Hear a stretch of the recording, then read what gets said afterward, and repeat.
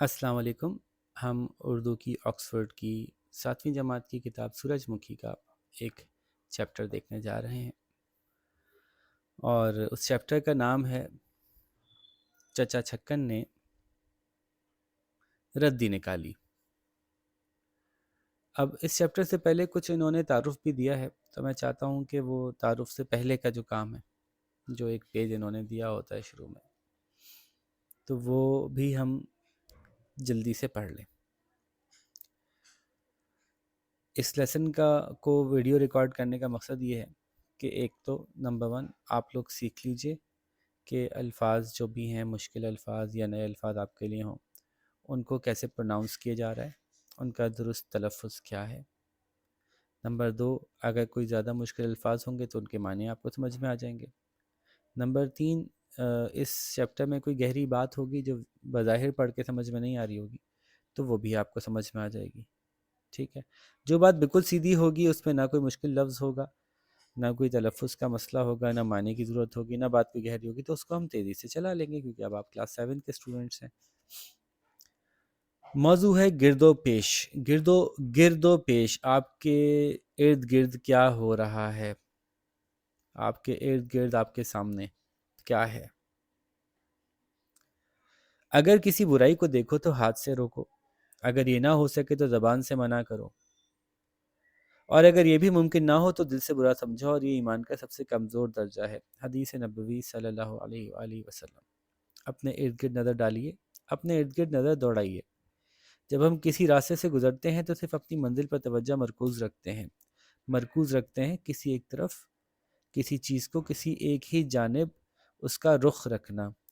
مرکز سے مرکوز نکلا ہے، کسی ایک نقطے کی طرف ساری توجہ کا ہونا۔ راستے میں بے شمار ایسی چیزیں ہوتی ہیں جنہیں اگر ہم غور سے دیکھیں تو وہ ہمیں کچھ سوچنے پر مجبور کر سکتی ہیں۔ مثلا کوئی اشتہار، دیوار پہ لکھا ہوا نعرہ، کوئی بل بورڈ یا ہورڈنگ، کوئی بینر، کسی دفتر، دکان یا اسکول کا دلچسپ نام وغیرہ۔ لیکن ہم تمام چیزوں سے صرف نظر کا مطلب اس کو نظر انداز کرتے ہوئے، اس کی سے نظر چراتے ہوئے، صرف نظر کرتے ہوئے چلے جاتے ہیں۔ اچھی قوت مشاہدے کی قوت، ایسی صلاحیت کہ آپ غور کر سکیں، اور غور و فکر کی عادت کسی بھی انسان کی ترقی میں اہم کردار ادا کرتی ہے۔ آئیے آپ کی قوت مشاہدہ کا امتحان لیں۔ آپ کے ارد گرد پائی جانے والی دکانوں کے نام کیا ہیں؟ سوچئے، ان تمام دکانوں کے نام انگریزی میں ہونے کی کیا وجہ ہے؟ انگریزی میں ہونے کی وجہ کیا ہے؟ اسی طرح آپ کے ارد گرد بہت سی چیزیں غلط ہو رہی ہیں۔ ہم سڑک پر کوڑا پھینک رہے ہیں، راستوں میں کھڑے ہو کر باتیں کر رہے ہیں، جہاں سے لوگ گزر رہے ہوتے ہیں وہاں بیچ میں کھڑے ہو گئے تو لوگوں کو گزرنے کا راستہ نہیں مل رہا۔ قانون کی خلاف ورزی خود بھی کر رہے ہیں اور دوسروں کو روکنے کی ہمت بھی نہیں کر پاتے۔ بحیثیت انسان ہم اشرف المخلوقات ہیں۔ اس منصب کا خیال رکھتے ہوئے ہمیں نہ صرف اپنے گرد و پیش بلکہ اس کرۂ زمین، کرہ کہتے ہیں گول، تو زمین کا گولا، اور پھر اس کائنات کی ہر چیز کو سنبھالنا ہے۔ اگر ہم میں سے ہر ایک اپنا مقام پہچان لے اور اپنی ذمہ داریاں پوری کرے تو یہ دنیا امن و آشتی کا گہوارہ بن جائے۔ گہوارہ، جھولا کہہ لیجئے۔ تو امن و آشتی کا مطلب ہوتا ہے سکون کی جگہ بن جائے، امن و آشتی کا گہوارہ بہت سکون کی جگہ بن جائے۔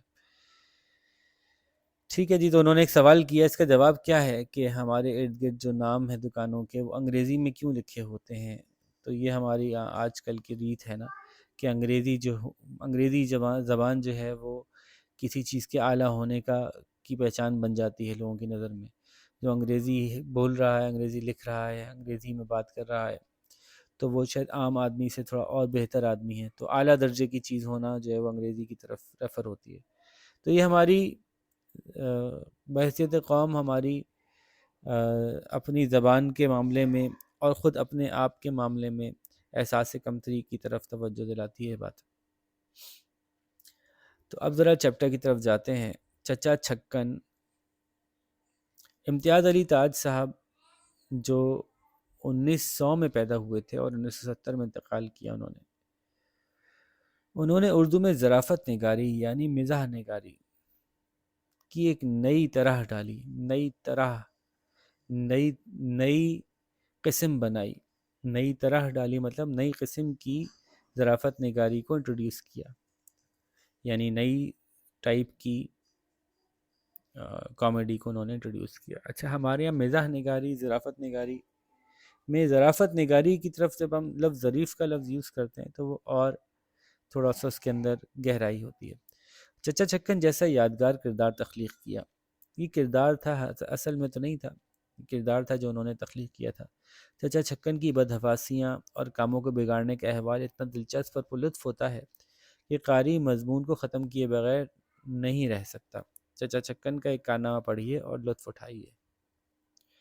کچھ لوگوں کو شاید اس بات کا اندازہ ہو کہ جو آرٹ ہوتا ہے، جو لٹریچر ہوتا ہے، وہ گلوبل ہوتا ہے، پوری دنیا میں بیک وقت بہت سارے لوگ بہت ساری چیزیں ایک ساتھ سوچ رہے ہوتے ہیں۔ تو امتیاز علی تاج صاحب کی اس تخلیق کی انسپریشن کہیں اور سے بھی ہے، میرا خیال ہے، اور یہ انسپریشنز جو ہیں یہ رہتی ہیں، ویسٹ سے انسپریشنز ایسٹ میں آتی ہیں، ایسٹ سے انسپریشنز ویسٹ میں جاتی ہیں۔ تو ایک مشہور آتھر ہیں جروم کے جروم، انگلش رائٹر ہیں، جن کی بہت مشہور کتاب ہے جو مجھے پسند بھی بہت زیادہ ہے، 3 Men in a Boat۔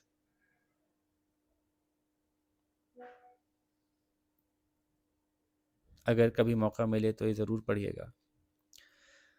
تو اسی میں انہوں نے ایک کردار تخلیق کیا ہے انکل پوجر، اور انکل پوجر اور چچا چھکن کو دیکھیں تو بڑی مماثلت ملتی ہے۔ اچھا، یہ تھوڑے پہلے تھے، یہ تھوڑے بعد میں آئے، تو اس لیے ہم یہ کہہ سکتے ہیں کہ غالباً یہ والے انکل پوجر وجہ بنے چچا چھکن کی تخلیق کے، شاید ہو سکتا ہے، کیونکہ بہت سملر کردار ہیں یہ لوگ۔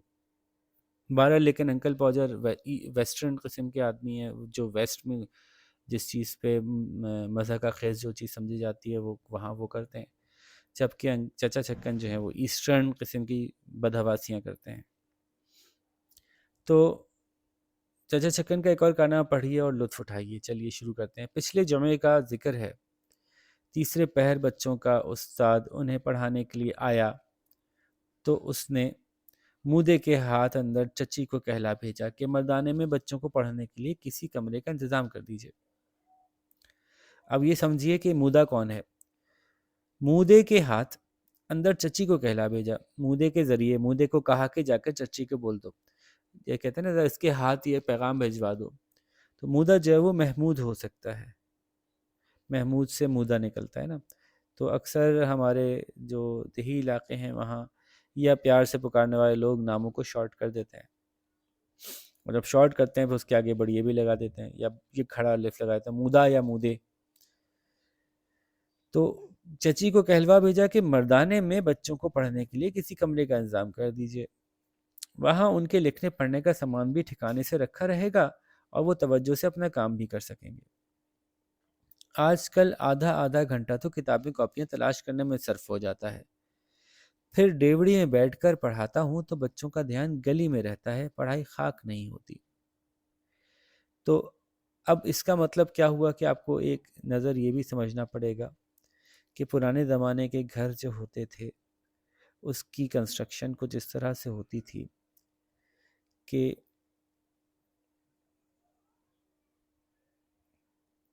یوں سمجھیے آپ، یہ گلی ہے، یہ گلی ہے، ٹھیک ہے، اور گلی میں سے آ رہے ہیں جا رہے ہیں، یہ دروازہ ہے ایک، یہ دروازہ ہے دوسرا، یہاں بھی دروازہ ہوتا تھا، اور یہ جو ہے وہ کمرے ہوتے تھے ایک ایک سے زیادہ، یہاں پہ بعض اوقات باتھ روم، کچن، اس طرح کی چیزیں ہوتی تھیں، اور اس طرف کچن ہوتا تھا، یہ صحن کھلا ہوتا تھا، ٹھیک ہے۔ اب اس میں جو مختلف مختلف طریقے سے چیزیں جگہیں استعمال ہوتی تھیں، جو اندرونی کمرے ہوتے تھے یہ خواتین کے علاقے میں ہوتے تھے، اسی طرح سے باورچی خانہ یا واش روم، یہ سب خواتین کا علاقہ ہوتا تھا، اور یہ صحن بھی خواتین کی علاقے میں آتا تھا۔ تو یہ پورا گھر اگر میں اس کو گرین کر دوں تو یہ خواتین کے حصے میں ہوتا تھا، یہاں کوئی غیر مرد یا باہر کے لوگ نہیں آیا کرتے تھے، ٹھیک ہے۔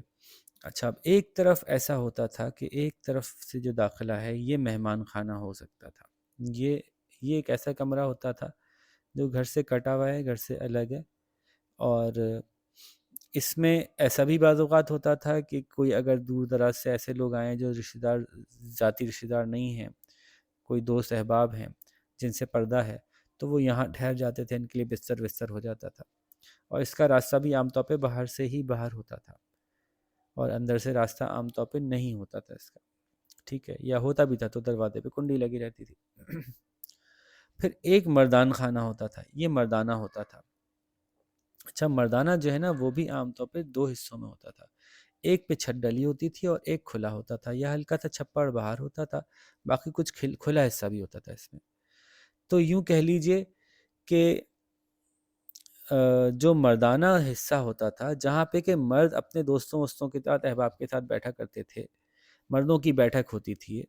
بعض گھروں میں یہ دونوں ایک ہی جگہ ہوتی تھی کہ مردان خانہ اور مہمان خانہ ایک ہی چیز ہوتی تھی، بعض گھروں میں مردان خانہ الگ ہوتا تھا اور مہمان خانہ الگ ہوتا تھا۔ مردان خانہ جو ہے وہ دوستوں کی بیٹھک ہوتی تھی، یہاں حقہ بھی لگا ہوتا تھا، کچھ حصہ اس کا کھلا بھی ہوتا تھا، بعض اوقات یہ ایسے ہوتا تھا، یہ خود بھی ایسے ہوتا تھا مردان خانہ، ٹھیک ہے۔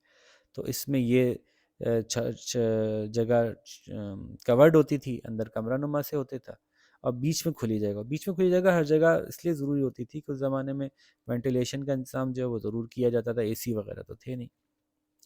اس جگہ کو دروازے سے داخل ہوتے ہی اس کھلی جگہ کو ڈیوڑی کہتے ہیں، جو مردان خانے کی طرف کھلتی ہے، ٹھیک ہے۔ صحن جو ہے وہ خواتین کے ایریا ہوتا تھا، اور مردان خانے میں جو دروازے سے داخل ہوتے ہی جو کھلی جگہ ہے، جہاں سے آگے پھر مردان خانے کے دروازے بند ہوں گے، دروازے کلوز کیے ہوئے ہوں گے کہ بھئی استاد جی آئیں، یہ سامنے ہی بیٹھ کے پڑھا لیں بس۔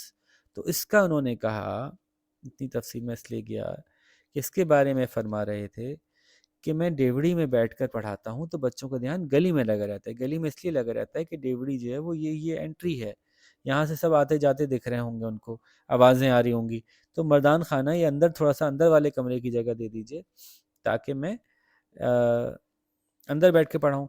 تو آج کل آدھا گھنٹہ تو کتابیں کاپیاں تلاش کرنے میں صرف ہو جاتا ہے، لگ جاتا ہے، استعمال ہو جاتا ہے۔ تو بات سمجھ میں آئی کہ چچی کو کہا کہ مردانے میں بچوں کو پڑھانے کے لیے کسی کمرے کا انتظام کر دیجئے، اور اس کمرے میں پہلے سے ان کا لکھنے پڑھنے کا سامان رکھ دیجئے، ٹھکانے سے رکھا جائے گا، مطلب ترتیب سے جگہ پہ رہے گا، اور وہ توجہ سے کام کر سکیں گے، کیونکہ وہ آرگ جارگ کی جگہ نہیں ہے نا، ڈیوڑی میں تو ہر وقت آرگ جارگ رہتی ہے، کیونکہ وہ انٹری پوائنٹ ہے، وہاں ان کے لکھنے پڑھنے کا سامان بھی ٹھکانے سے رکھا رہے گا اور توجہ سے اپنا کام بھی کر سکیں گے۔ آج کل آدھا گھنٹہ تو کتابیں کاپیاں تلاش کرنے میں صرف ہو جاتا ہے، کیونکہ وہ اندر جاتے ہیں کاپی لے کے آتے ہیں، پھر باہر آتے ہیں، پھر اندر جاتے ہیں کاپی لے کے آتے ہیں، باہر آتے ہیں۔ پھر ڈیوڑی میں بیٹھ کر پڑھاتا ہوں تو بچوں کا دھیان گلی میں رہتا ہے، پڑھائی خاک نہیں ہوتی، یعنی بالکل بھی نہیں ہوتی۔ چچی دالان میں بیٹھی بنوں کی اوڑھنی میں لچکا ٹانک رہی تھی۔ کیا کر رہی تھی؟ چچی دالان میں بیٹھی بنوں کی اوڑھنی میں لچکا ٹانک رہی تھی۔ اب پرانے زمانے میں یہ کام گھروں میں ہوتا تھا، آج کل یہ کام درزی یا وہ پیکو شاپ والے کرتے ہیں، کہ جب کوئی کپڑا دوپٹے کے لیے سلیکٹ کیا جاتا ہے تو وہ سادہ کپڑا ہوتا ہے، اس کے چاروں طرف سے دھاگے بھی نکلے ہوتے ہیں، تو ان کو موڑ کر اس پہ سلائی کی جاتی ہے۔ اب آج کل اس کو پیکو کہتے ہیں، ٹھیک ہے، کیونکہ پیکو مشین سے وہ ہوتا ہے تو اس لیے پیکو نام پڑ گیا اس کا۔ اب جب سلائی کر ہی دیتے ہیں تو یہ سادہ دوپٹہ ہوتا ہے، پھر اس دوپٹے کے چاروں طرف بعض اوقات خوبصورتی کے لیے کچھ چیزیں بنائی جاتی ہیں، بعض اوقات کڑھائی کی جاتی ہے خوبصورت سی، تو اسی میں گوٹا بھی ٹانکا جاتا ہے۔ ٹانکنے کا مطلب اس کے ساتھ ساتھ سی دیا جاتا ہے۔ گوٹا کیا چیز ہوتی ہے؟ گولڈن سے کلر کا، سلور سے کلر کے دھاگے بڑے حسین سے نکلے ہوئے ہوتے ہیں، اور دیکھنے میں وہ خوبصورت لگتے ہیں، چمکدار لگتے ہیں۔ تو جو بڑا ہوتا ہے، ہیوی ہوتا ہے، اس کو گوٹا کہتے ہیں، اور جو اس میں سے بالکل لائٹ سا ہوتا ہے، اس میں صرف دھاگے زیادہ ہوتے ہیں، اس کو لچکا کہتے ہیں۔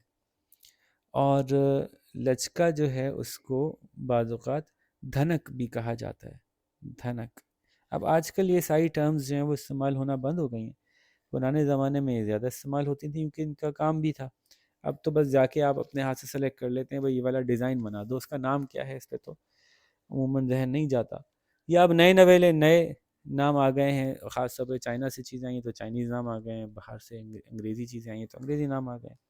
بہرحال تو لچکا ٹانک رہی تھی بنوں کی اوڑھنی، اوڑھنی مطلب چادر۔ چچا چھکن چارپائی کے کھٹمل مارنے کی غرض سے صحن میں کھڑے پایوں کی چولوں میں ابلتا پانی ڈلوا رہے تھے۔ اچھا اب کیا ہے کہ چارپائی جو ہے وہ بڑی ہوتی تھی زمانے میں، ابھی تو چھوٹی چھوٹی سی ہوتی ہیں، بڑی بڑی چارپائیاں ہوتی تھیں، ایک ایک چارپائی پہ دو دو لوگ آرام سے سو جاتے تھے۔ تو بڑی بڑی چارپائیاں موٹی لکڑی کی بنی ہوتی تھیں، جہاں پہ لکڑیوں کے جوڑ ہوتے تھے، ان جوڑوں کے بیچ میں کیڑوں کے گھسنے کی جگہ ہوتی تھی، وہاں کھٹمل گھس جاتے تھے۔ اچھا چارپائی چونکہ نواڑ یا بان کی بنی ہوتی تھی، جو ایک کپڑا ہے اور باقی لکڑی ہوتی تھی، تو لکڑی کو پانی سے کوئی نقصان نہیں ہوتا۔ ہمارے ہاں آج کل جو استعمال کرتے ہیں وہ پارٹیکل بورڈز کہلاتے ہیں، جیسے چپ بورڈ یا MDF۔ ان بورڈز کے اندر تو باریک باریک باریک باریک ذرے ہوتے ہیں لکڑی کے، تو اس کو تو پانی سے بہت نقصان ہوتا ہے، لیکن جو اصل لکڑی ہوتی ہے اس کو پانی سے کوئی نقصان نہیں۔ اور وہ رکھی بھی عام طور پہ چارپائی جو رکھی جاتی تھی وہ صحن میں رکھی جاتی تھی، تو صحن ویسے ہی اوپن ٹو اسکائی ہے، اور اس کا کچھ ایریا کورڈ ہوتا تھا، اگر بارش زیادہ ہو رہی ہے یا تو اس میں بیٹھنا بھی ہے تو اس کو ڈھکی ہوئی جگہ پہ لے گئے، صاحبان کے نیچے لے گئے۔ تو صحن میں جو ہے وہ جو بھی کام ہے اس میں، اچھا صحن ہوتا بھی کچا تھا، اس میں کوئی درخت ورخت بھی ہوتا تھا، تو یہیں پہ صحن میں رکھی ہوئی چارپائی کے اوپر وہ ابلتا ہوا پانی ڈلوا رہے تھے اس کی چولوں میں۔ چول جو ہے وہ ایک جگہ ہوتی ہے جہاں ایک لکڑی کو دوسری لکڑی سے جوڑا جائے، یہ چول ہوتی ہے، ٹھیک ہے، جوائنٹ۔ اچھا ہمارے ہاں تو آج کل لکڑی پہ لکڑی رکھی آپ نے اور اس کو اسکرو سے ٹائٹ کر دیا۔ پرانے زمانے میں اور آج بھی جو اچھے بڑھ رہی ہیں وہ ایسا نہیں کرتے، بلکہ ایک لکڑی میں جگہ بناتے ہیں، پھر دوسری لکڑی کو اس کے حساب سے ڈیزائن کرتے ہیں تو لکڑی اس کے اندر جا کے بیٹھ جاتی ہے، اور اس طرح سے لکڑی ایسے ٹائٹ ہوتی ہے کہ اس کا نکالنا پھر ممکن نہیں ہوتا، آسان نہیں ہوتا، اور یہ اسکرو کے مقابلے میں زیادہ نازک، اچھا کام بھی ہے اور مضبوط بھی ہے۔ تو چچا چھکن چارپائی کے کھٹمل مارنے کی غرض سے صحن میں کھڑے پایوں کی چولوں میں، پائی یعنی جو چارپائی ہے اس کے پاؤں کے چولوں میں، وہ جگہ جہاں پہ کہ اس کی جوائنٹس ہیں، ابلتا پانی ڈلوا رہے تھے۔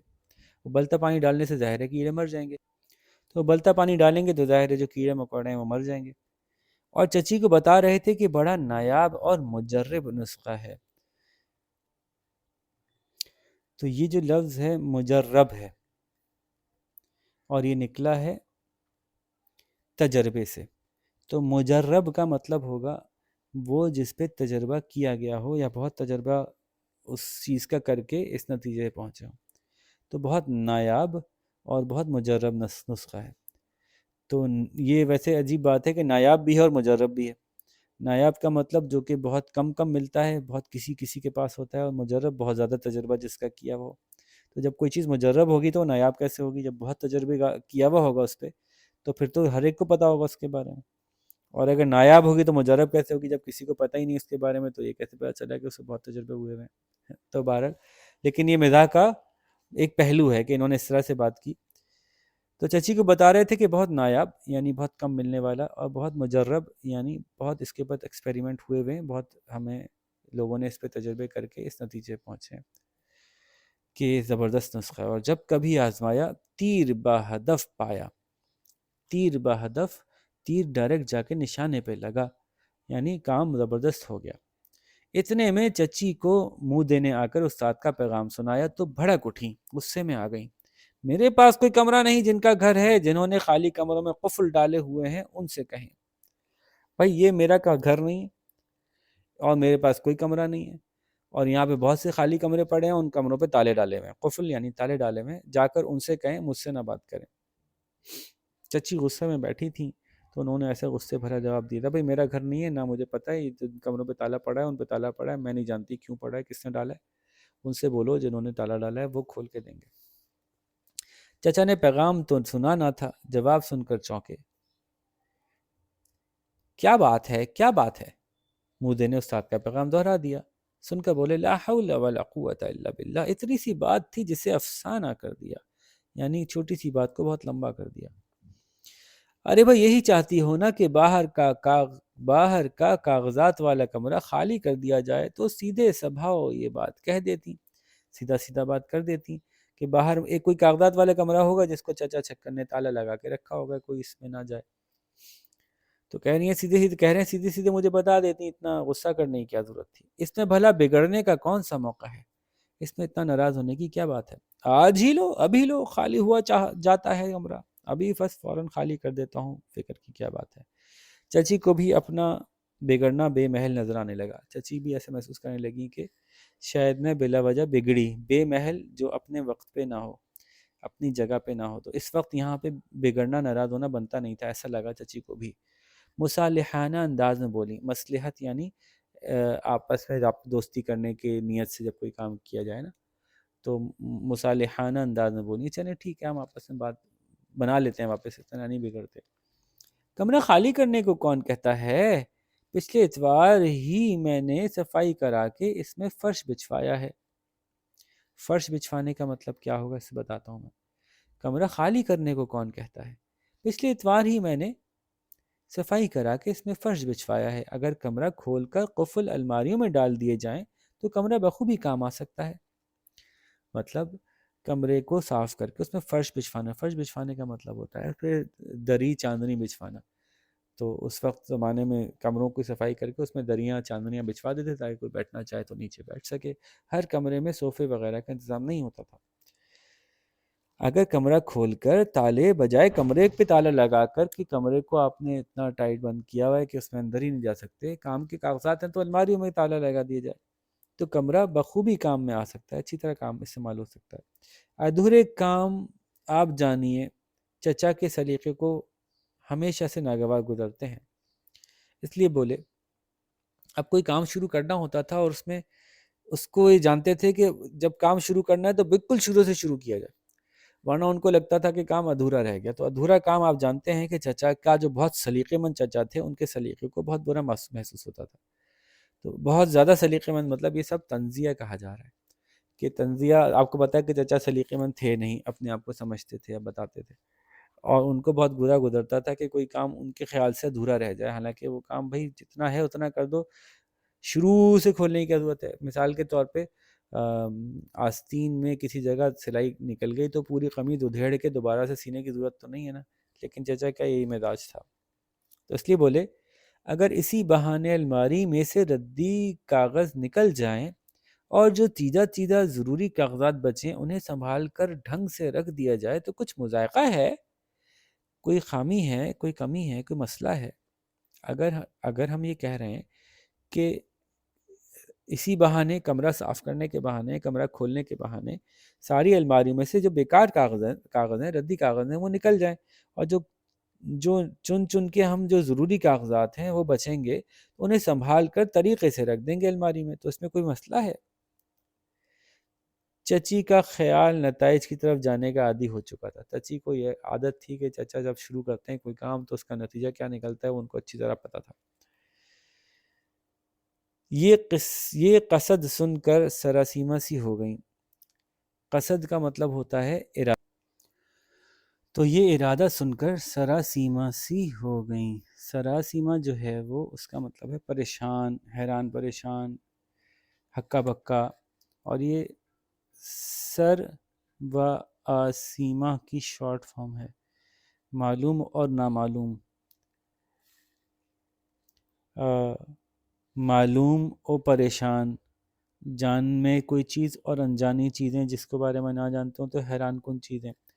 تو یوں سراسیمہ، سر و اسیمہ یعنی حیران پریشان سی ہو گئیں یا گھبرا سی گئیں، کیونکہ ان کو پتا تھا کہ نتیجہ کیا نکلے گا.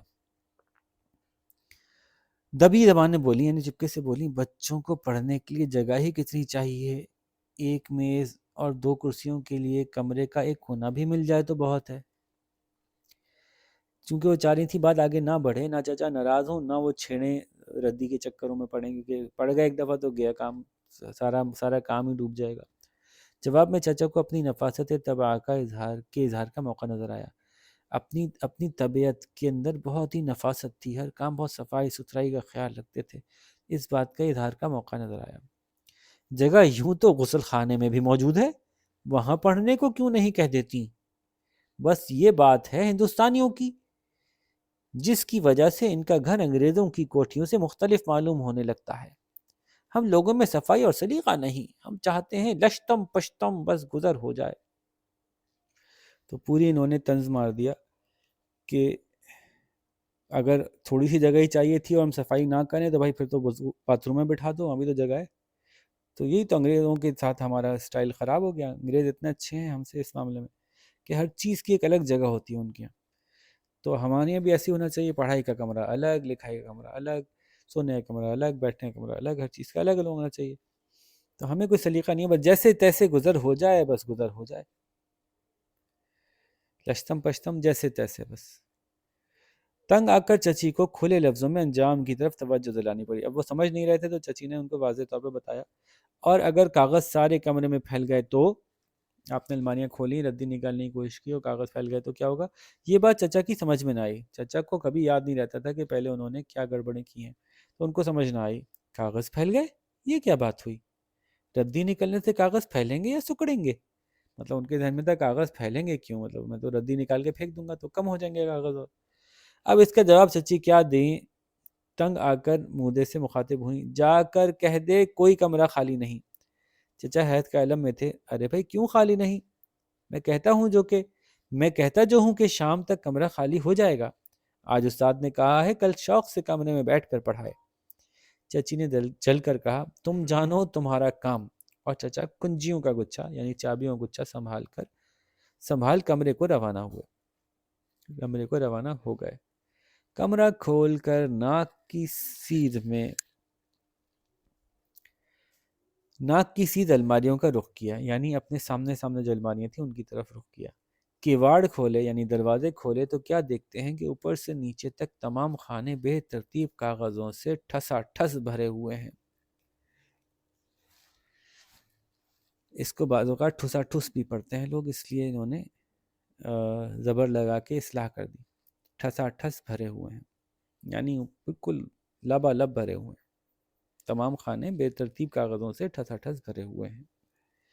عرصے سے الماریاں کھول کر نہ دیکھی تھیں، کاغذوں کی تعداد اور حالت ذہن سے اتر گئی تھی۔ اب یہ یاد بھی نہیں تھا کہ کتنے کاغذ کہاں اور کس حالت میں ہیں، یاد نہیں تھا۔ اب جو ان پر نظر ڈالی تو دل رک گیا، مطلب پریشان ہی ہو گئے۔ کبھی خانوں کو دیکھتے، کبھی منہ بنا کر داڑھی کھجانے لگتے۔ کاغذوں سے گتھ جانے کا حوصلہ نہ پڑتا، یعنی ان میں گھسنے کا، گتھم گتھا ہو جانا، مطلب ظاہر ہے جب کسی چیز کو کھولیں گے اتنی زیادہ مختلف طرح کے کاغذ ہے تو ایسا لگے گا جیسے کہ ان سے لڑائی میں گھس چکے ہیں، ان کے اندر چھلانگ لگا دی ہے، ان میں لپٹے پڑے ہیں۔ تو کچھ ایسا احساس دلانے کے لیے لفظ گتھ کا استعمال کیا انہوں نے۔ تو حوصلہ نہیں پڑتا تھا کہ کاغذوں کے ساتھ مٹ بھیڑ کی جائے۔ چچی نے جو صلاح دی تھی کہ کمرہ کھول کر قفل الماریوں میں ڈال دیے جائیں، اب بڑی بامانی معلوم ہو رہی تھی۔ اب چچی نے جو مشورہ دیا تھا کہ بھئی تالے کمرے کو چھوڑ کے الماریوں میں تالا ڈال دیں، تو وہ بات بالکل صحیح لگ رہی تھی، مگر آپ جانیے چچا کی بات کے پورے واقع ہوئے ہیں، لیکن آپ جانتے ہیں کہ چچا جو کہتے ہیں پھر وہ کر کے چھوڑتے ہیں، پیچھے ہٹنے سے ان کی عزت کم ہوتی ہے۔ چچی سے سوال و جواب ہو چکنے کے بعد بھلا یہ کہاں ممکن تھا کہ اپنے کہے سے پھر جائیں۔ چچی سے اتنی ساری بات ہو گئی، اب کیسے ہوتا کہ جو کہا ہے وہ نہ کریں۔ خانوں پر نظر ڈال کر دل کو حوصلہ دلانے کی کوشش کی، اور لیجئے صاحب چچا میاں پل پڑے، یعنی کسی کام میں ایک دم سے گھس کے اس کو خوب کھٹا کھٹ کرنا شروع کر دینے کی کوشش کرنے کو پل پڑنا کہتے ہیں۔ کاغذات کے ڈھیر الماریوں میں سے نکالنے اور فرش پر چننے شروع کر دیے۔ چننا کا مطلب اٹھانا نہیں ہے، چننے کا مطلب ترتیب سے لگانا ہوتا ہے، جیسے دیوار میں اینٹیں چنی جاتی ہیں، ترتیب سے لگائی جاتی ہیں۔ دو الماریوں کی بساط ہی کیا ہوتی ہے، دو الماریوں کی اوقات ہی کیا ہے؟ صرف دو الماریاں، میرے سامنے دو الماریوں کی کیا حیثیت ہے؟ ذرا سی دیر میں خالی ہو گئیں، لیکن کاغذوں کے ڈھیر سے کمرہ بھر گیا۔ الماری سے کاغذ نکالنا تو آسان تھا، دو الماریوں میں کیا مسئلہ تھا، لیکن جب کاغذ کمرے میں دیکھے تو کمرہ کاغذوں سے بھرا ہوا تھا۔ کاغذات کے اس دسترخوان پر پا انداز کے قریب چچا آلتی پالتی مار کر بیٹھ گئے۔ کاغذوں کا اتنا بڑا وہ فرش پہ جو چن دیے گئے تھے تو ایسے لگ رہا تھا کہ وہ دسترخوان بچھا ہوا ہے۔ کاغذ کے دسترخوان پر بیٹھ گئے، کہاں؟ پا انداز سے قریب۔ پا انداز کیا ہوتا ہے؟ جو آپ وہ نہیں لیتے، دروازوں میں داخل ہوتے ہیں تو پاؤں صاف کرنے کے لیے جو آپ لوگ میٹ بچھاتے ہیں، اس میٹ کو کہتے ہیں پا انداز۔ تو کاغذات کے دسترخوان پر پا انداز سے قریب چچا آلتی پالتی مار کر بیٹھ گیا۔ آلتی پالتی مار کے بیٹھنا تو پتہ ہے نا، ٹانگ میں ٹانگ ڈال کر۔ کاغذات ملاحظہ فرمانے شروع کر دیے۔ طرح طرح کے کاغذات تھے، خطوط، خط یعنی خط کی جمع خطوط، بل، نسخے، کسی بیماری میں علاج کے نسخے، نامکمل غزلیں، مسودے، دعوتی رقے، اخباروں کی کترنیں، انگریزی اخباروں کی تصاویر، دکانداروں کے اشتہار، منڈی آرڈروں کی رسیدیں، عید کارڈ، حساب کے پرزے اور اللہ جانے کیا کیا۔ ایک ہاتھ پر کام کے کاغذوں کی جگہ مقرر کر لی اور دوسرے ہاتھ پر ردی کے کاغذوں کی اور ڈھیر کی تقسیم شروع ہو گئی۔ ڈھیر کی تقسیم شروع کر دی، بالکل صحیح ہے، ایسا ہونا بھی ایسے ہی چاہیے تھا، کام کے ایک طرف اور ناکارہ دوسری طرف۔ ہاں یہ ضرور ہے کہ کام کے بھی ایک طرف جو ہیں ان کی بھی کچھ قسمیں بنا لیتے کہ اس طرح کے اس طرف اور اس طرح کے اس طرف۔ بہرحال دیکھتے ہیں چچا نے کیا کیا۔ تو یہ بے تحاشا چیزیں تھیں، نامکمل غزلیں میں نے بتایا آپ کو، مسودے، کوئی آپ نے کوئی کہانی کوئی مضمون لکھ رہے ہیں، کوئی دعوتی رقے ہیں، آپ نے کسی کو دعوت دینی تھی اس کے لیے خط لکھ رہے تھے، اخباروں کے ٹکڑے ہیں، کترنے ہیں، کاٹ کاٹ کے اہم خبریں نکال کے رکھی تھیں کسی زمانے میں، اب کسی کام نہیں آ رہی۔ تو یہ تمام چیزیں انہوں نے اللہ جانے کیا کیا تھیں، اب ان کا تقسیم شروع کی گئی۔ ایک ایک کاغذ کو اٹھا کر غور سے دیکھتے، کسی کو اس ہاتھ رکھ لیتے، کسی کو اس ہاتھ۔ آدھ گھنٹے تک تو یہ عمل چپ چپاتے بڑی تن دہی سے جاری رہا، بہت محنت کے ساتھ جاری رہا۔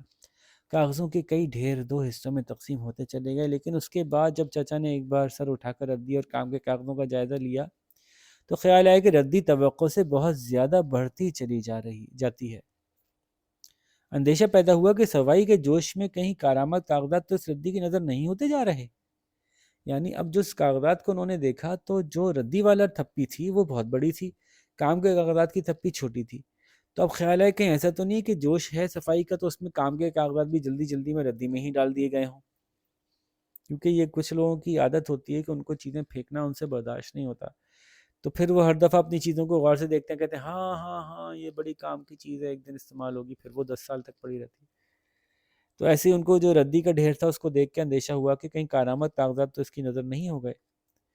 اوپر ہی گھی کے کسی دکان کا اشتہار پڑا تھا، گھی کی کسی دکان کا اشتہار پڑا تھا، اسے دیکھتے خیال آیا کہ پچھلے دنوں چھمن خان کہہ رہے تھے کہ دیہات سے گھی منگانے کا بندوبست کر کے شہر میں خالص گھی کی دکان کھولنا چاہتے ہیں۔ بالفرض انہوں نے دکان کھول لی تو اس کے متعلق اشتہار بھی ضرور تقسیم کریں گے، اور اشتہار لکھوانے کے لیے ہمارے سوا آخر کس کے پاس جائیں گے؟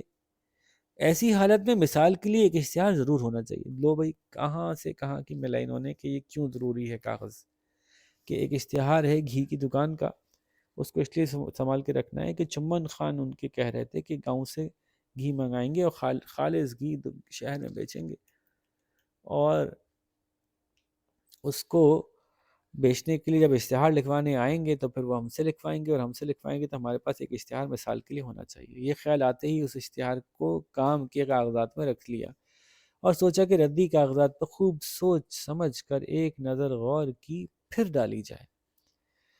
اب جو ان کاغذات کو غور سے ملاحظہ فرمایا تو معلوم ہوا کہ صفائی کی رو میں بڑی بڑی نایاب چیزیں ردی کی نظر کرتے چلے گئے ہیں۔ منع خان درزی کا بل ردی کر ڈالنا آخر کیا مانے؟ منع خان کا بل تھا درزی کا، پتہ نہیں کتنے 20 سال 30 سال 10 سال پرانا ہوگا، لیکن بس اب اس کو ردی میں کیوں ڈال دیا پتہ نہیں ہم نے۔ کچھ نہیں تو 4 دن کی بحث کے بعد اس سے بنڈی کی سلائی طے ہوئی تھی۔ کل نئی بنڈی سلوانے پر اگر وہ اسی قسم کی بحث پھر کھڑی کر دے تو کچھ نہیں تو 4 دن کی بحث کی، کس سے بحث کی؟ منع خان درزی سے 4 دن بحث کی، اس سے بنڈی کی سلائی میں۔ یہ بنڈی ہے، بنڈی کیا ہوتی ہے؟ بنڈی کی سلائی طے ہوئی تھی، یعنی بنڈی پہ کی سلائی کے لیے کتنا پیسہ دیں گے طے ہوا تھا۔ اب اگر ہم نے اتنے دن بحث کر کے اس سے ایک پیسہ طے کروایا تھا اور رسید پہ وہ پیسے کی اماؤنٹ لکھی ہوئی ہے کہ سلائی کے اتنے چارجز لیے، تو کل اگر نئی بنڈی سلوانے پر وہ اسی قسم کی بحث کھڑی کر دے گا تو ہم کیا کریں گے؟ سند کے طور پر ثبوت کے طور پر بل اپنے پاس ہو تو کس قدر وقت مفید کاموں کے لیے بچایا جا سکتا ہے.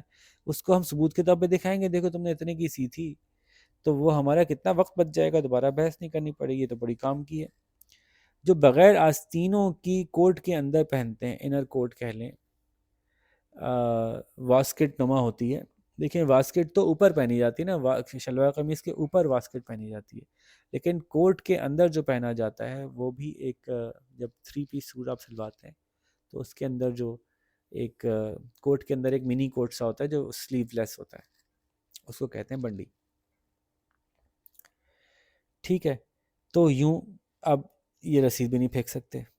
اخبار کی کترنیں شوق سے کاٹ کر رکھی تھیں تو ان میں کوئی قول قابل قدر اور قابل عمل نظر آیا ہوگا. تو ظاہر ہے اخبار کی کترنیں پہ کیوں پھینکیں گے، وہ تو بہت ضروری ہوں گی، کوئی کام کی چیز ہی تھی یقیناً اس میں، اب نہیں بھی لگ رہی تو کیا ہوا. تصاویر کے مصرف تو اظہر من الشمس ہیں، اظہر من الشمس یعنی سورج کی طرح ظاہر، جیسے سورج کے بارے میں کسی کو کوئی اشکال نہیں ہے، بالکل ٹھیک ہے، ہوتا ہی ہے. تو اسی طرح سے تصاویر کے مصرف یعنی تصاویر کے استعمال تو بالکل سب کے سامنے کی چیز ہے، بہت ضروری ہوتے ہیں. بچوں کا دل بہلایا جا سکتا ہے، چوکھٹوں میں لگوائی جا سکتی ہیں، تحفے کے طور پہ دی جا سکتی ہیں، اور پرانے اخبار بھی اگر غور کیا جائے تو بڑے کام کی چیز ہیں. مثلا صندوقوں اور الماریوں میں بچھائے جا سکتے ہیں، اور برسات کے دنوں میں ان سے بچوں کے لیے ناؤ بنانے کا کام لیا جا سکتا ہے. ناؤ یعنی کشتی.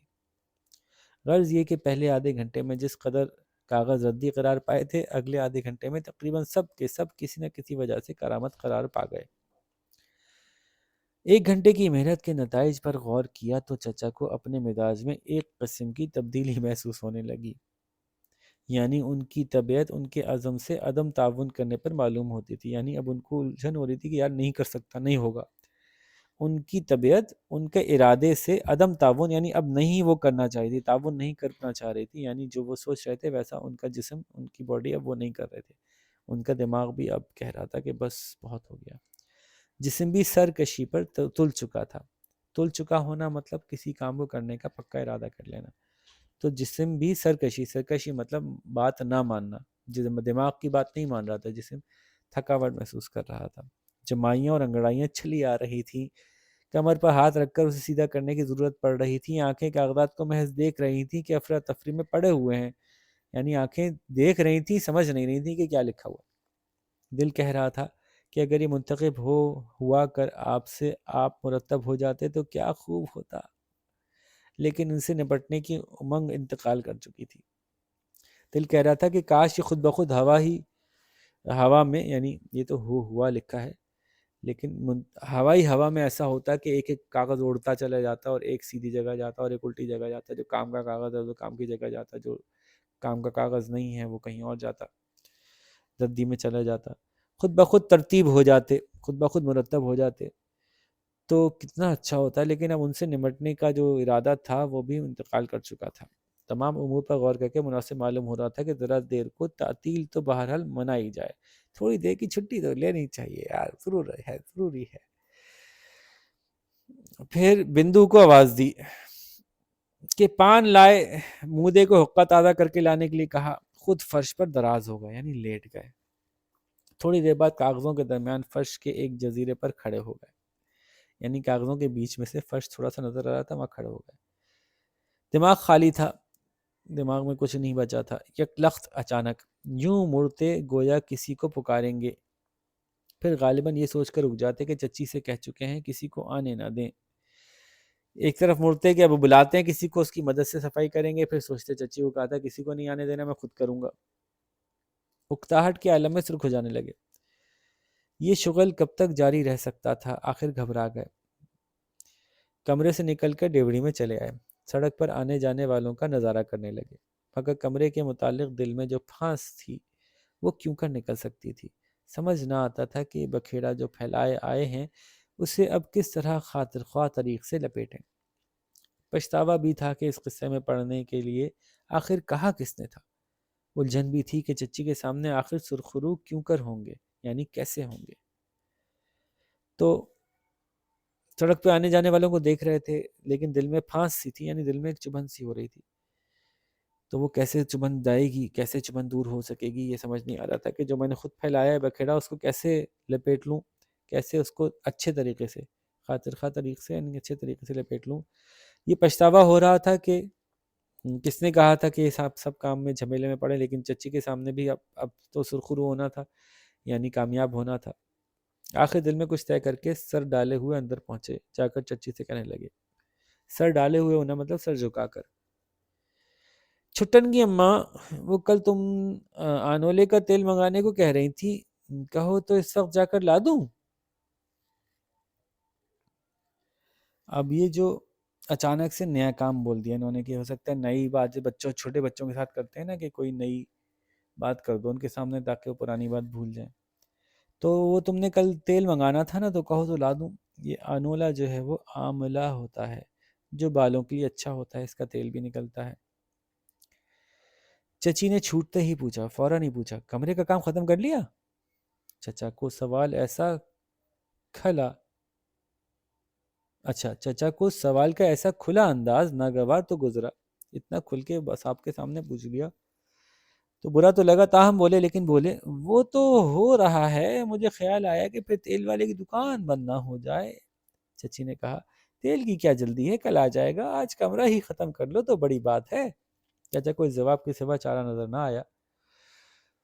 ہاں ہاں وہ تو انشاءاللہ ختم ہوگا ہی۔ چچی بھی ایک حضرت ہیں، بولی، رات کو مردانے میں جا کر دیکھوں گی، تو مطلب پیچھے ہی پڑ گئی وہ۔ چچا جھنجلا کر باہر نکل آیا، کچھ دیر ڈیوڑی میں پس و پیش کے عالم میں سر کھجاتے رہے، پھر ایک مونڈھے پر بیٹھ گیا۔ مونڈھا کیا ہوتا تھا؟ اسٹول ہوتا تھا لکڑی کا، سرکنڈوں کا بنا ہوا، ایسے اور پھر ایسے، تو وہ سرکنڈے اس طرح سے گولائی میں وہ سلے ہوئے ہوتے تھے آپس میں، تو اوپر بیٹھنے کی جگہ بن جاتی تھی، ٹھیک ہے، سرکنڈوں کا مونڈھا۔ فکر مند نظروں سے ادھر ادھر دیکھتے تھے، کبھی فکر مند نظروں سے ادھر دیکھتے تھے کبھی ادھر۔ آخر اٹھ کھڑے ہوئے اور تیز تیز قدم اٹھاتے ہوئے کاغذات کے کمرے میں پہنچے۔ کھسیانے تو ہو ہی رہے تھے، جوش میں آ کر 8-10 ٹھڈے کاغذات کے ڈھیروں کو رسید کیے، یعنی لات ماری، اور جب سب کاغذ خوب بکھر گئے تو انہیں اٹھا اٹھا کر یوں الماریوں میں پھینکنے لگے جس طرح مزدور گڑھے میں سے مٹی نکال کر باہر پھینکتے ہیں۔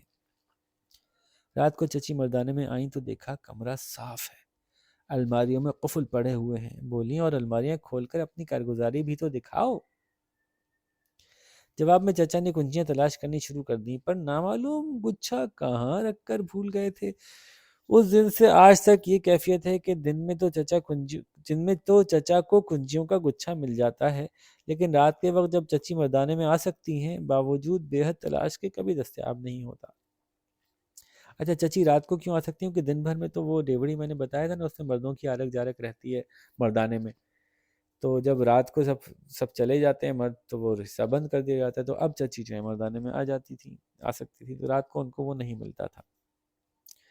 تو یہ جناب چچا چھکن نے ردی نکالی تو ایسے نکالی یہ کردار۔ اچھا میں نے آپ کو بتایا نا کہ انکل پوجر بھی ایک اسی طرح کا کردار تھے، لیکن وہ ٹوٹلی ویسٹرن کردار تھے، اس کردار کو انہوں نے اپنے تئیں پورا ڈھالا ہے، تو یہ ایسا نہیں ہے کہ صرف کاپی ہی ہے، بلکہ پوری ایک انسپریشن کہہ سکتے ہیں اسے آپ۔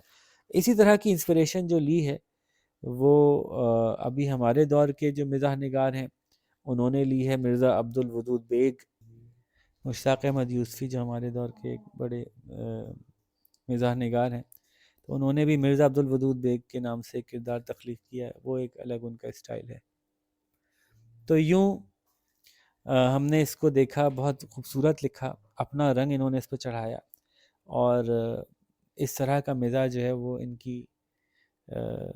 کی طرف سے شروع ہوا، اس کی شروعات ان کی طرف سے ہوئی، امتیاز علی تاج کی طرف سے۔ بہت خوبصورت لکھتے ہیں، ان کے اور بھی ڈرامے بہت مشہور ہیں، آپ کو موقع ملے تو ضرور پڑھیے گا۔